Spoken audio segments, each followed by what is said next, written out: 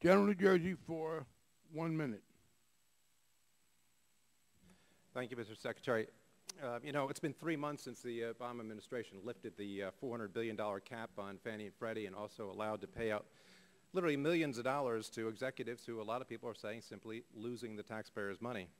And today is simply our very first hearing on the topic, which I think is unbelievable.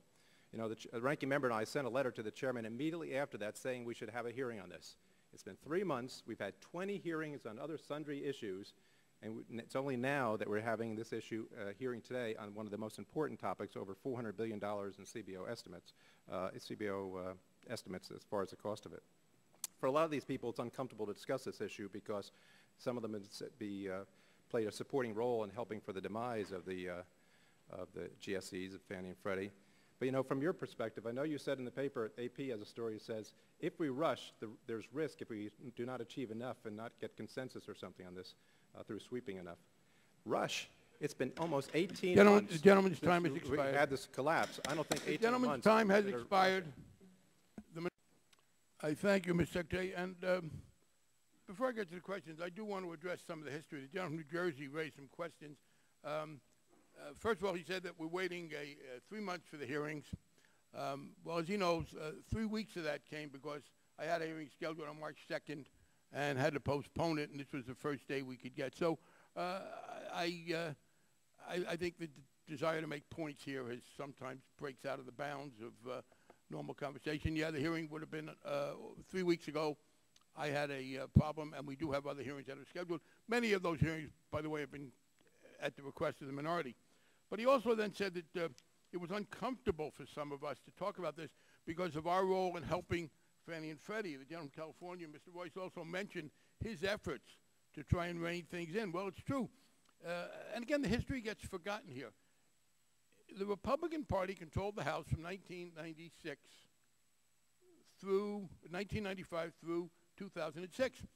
No legislation became law at that point. The House did pass a bill in 2005 under the chairmanship of Mr. Oxley to reform Fannie and Freddie.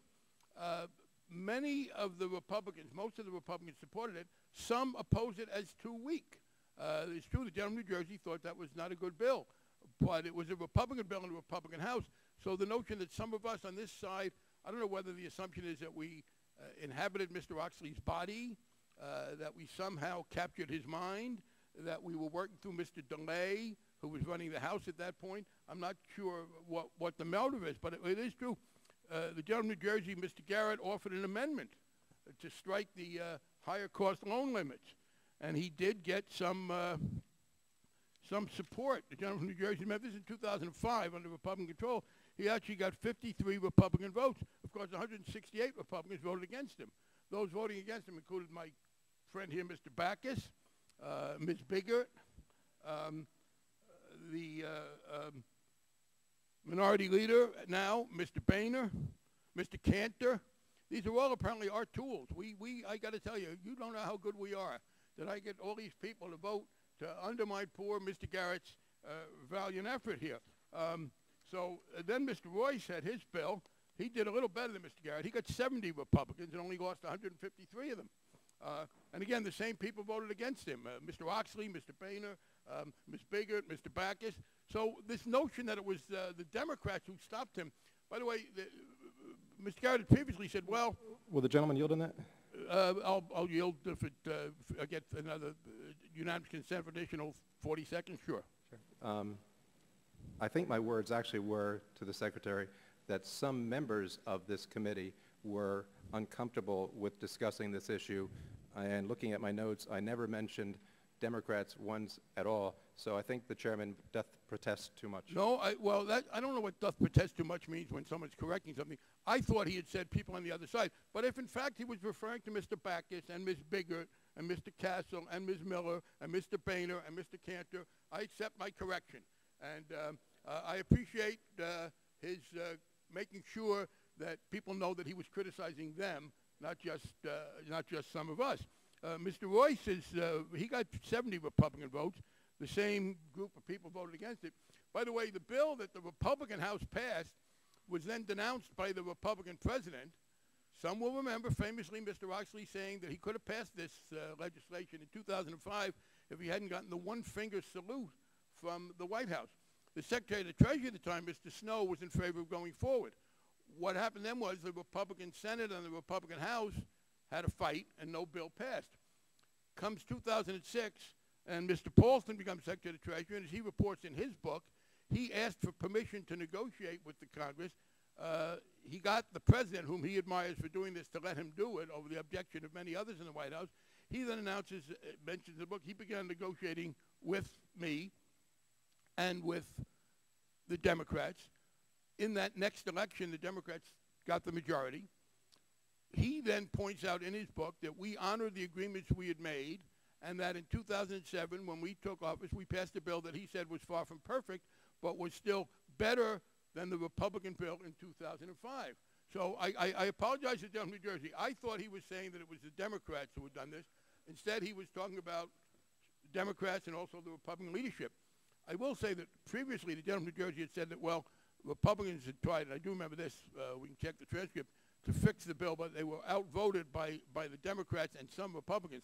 In fact, in 2005, the records are all here, no amendment, either in committee or on the floor, aimed at making the bill tougher on Fannie and Freddie that received a majority of Republican votes passed.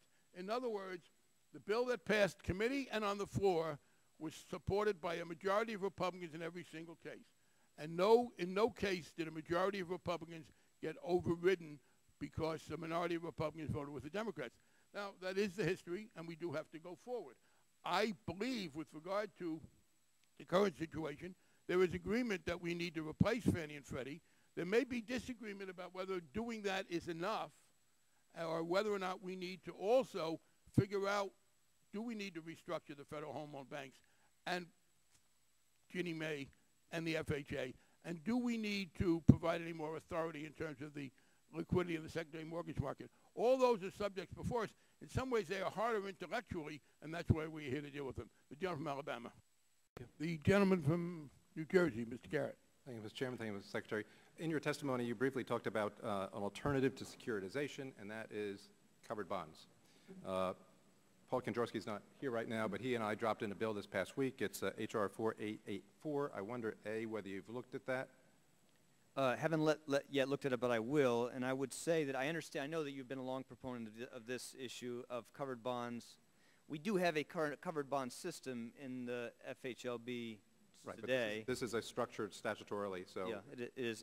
But anyway, happy to work with you on that. And I think looking at the covered bond model will be an important part of looking at the reform agenda. And would that be something that we would help if we can get that done sooner this year rather than later? It's possible. I don't know. Again, my basic feeling, like many argued when we were looking at financial reform of the private financial system in the United States, you want to look at comprehensively at the full complement of institutions, policy issues involved in this area. But again, happy to work with you on that part of reform. Great. A couple of weeks ago, I'm back now to the GSEs, like everyone's talking about. We had the hearing here at the Budget Views and Estimates. I introduced an amendment that went down along party lines, which would basically put the GSEs on budget and apply the $1.6 trillion of GSE debt should be subject to the debt limit. Okay. Back then, I asked Chairman Bernanke was here. I asked him this opinion of this, and I also asked him another question, and I'll ask you the same question. Is the debt of the GSEs sovereign debt? Congressman, you know this is a very technical question, the appropriate accounting treatment of Fannie and Freddie and their obligations. So let me just give you two responses on this. Yes and no? Determining the appropriate accounting treatment of these obligations, we have followed the advice of accountants. GAO agrees with the judgment we've made, does not think it's appropriate for us to consolidate. We followed that basic model. On your second question, let me repeat again what I said in my statement, my both written statement and my oral statement. We will do everything necessary to make sure these institutions have the capital they need to meet their commitments. And I understand that from reading your statement, but it's really a basic question, and I'm not a Treasury Secretary or the Chairman of the Fed, and even Chairman Frank, not even, but Chairman also recognizes and he understands the difference because in his statement says I, meaning the chairman, have noted that Fannie and Freddie debt did not have the legal standing as Treasury debt. So he recognizes that there is a distinction between sovereign debt and GSE's debt. Absolutely, they are different. But again, I want to emphasize again in saying they are different that I want to make sure that you understand again, I say this as clearly as possible, we will make sure that they have the financial resources necessary to meet their obligations. Okay, so, and I understand that. And the chairman says the same thing, that he and many others want to make sure that that's being done. Although the chairman did say, I believe, throughout the debate, we will make sure that there is no implicit guarantees, hints, suggestions, or winks or nods. We will be explicit at what is and what is not an obligation of the federal government. So with the debt that we're incurring since this has all happened going forward, is that on the same standing as the existing debt that is out there? In other words, are we... Debt issued by the GSEs? Yeah. Yes.